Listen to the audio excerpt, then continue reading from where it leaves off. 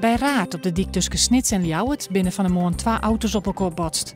De bestuurders van beide auto's, een 22-jarige man uit Noord-Burgum en een man van zo'n 50 uit Snits, binnen mij onbekende verwondings naar het ziekenhuis bracht. Na het ongeluk wie de dik een schof dicht. Oude Duitse bunkers op de Wateilanden worden toegankelijk maken voor publiek. De provincie Friesland en het Waadfonds steken er €1 miljoen in.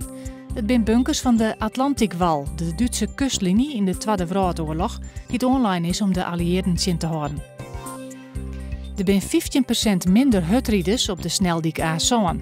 Dat doet blijken uit de actie A7 Veilig van de politie. De A7 is bekend als een gevaarlijke diek dat een protte ongelukken baden.